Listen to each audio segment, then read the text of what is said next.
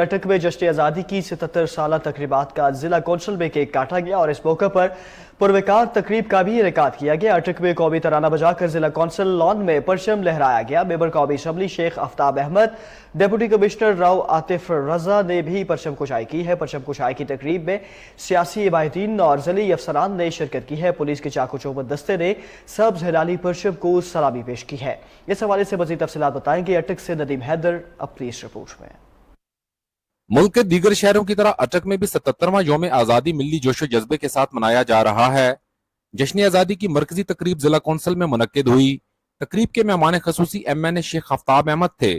اس موقع پر deputy commissioner سمیت ضلعی افسران اور دیگر سیاسی عمائدین بھی موجود تھے۔ تقریب کا آغاز سائرن بجا کر کیا گیا۔ بعد ازاں ضلع کونسل کے سبزہ زار میں قومی ترانہ بجایا گیا اور پرچم کشائی کی گئی۔ پولیس کے چاق و چوبند دستے نے سبز ہلالی پرچم کو سلامی دی۔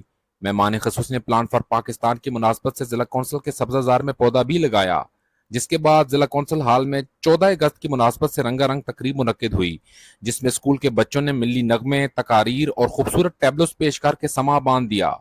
تقریب سے خطاب کرتے ہوئے مقررین کا کہنا تھا کہ 14 اگست ہمیں اپنے آباء و اجداد کی قربانیوں کی یاد دلاتا ہے۔ یہ وہ ملک ہے جو ہمیں خیرات میں نہیں ملا، بلکہ پاکستان کی آزادی اور اس کو بنانے والوں نے اتنی گراں قدر اور بیش قیمت قربانیاں دی ہیں کہ انسان تصور بھی نہیں کر سکتا۔ بعد ازاں مہمان خصوصی اور ڈپٹی کمشنر نے ڈسٹرکٹ جیل اٹک کا وزٹ کیا۔ پلان فار پاکستان مہم کے سلسلے میں ڈسٹرکٹ جیل کے احاطے میں پودے لگائے۔ ڈپٹی کمشنر اور دیگر افسران نے ڈسٹرکٹ اسپتال کا وزٹ بھی کیا، جہاں مریضوں کی عیادت کی اور 77ویں یوم آزادی کی خوشی میں ان میں مٹھائی بھی تقسیم کی۔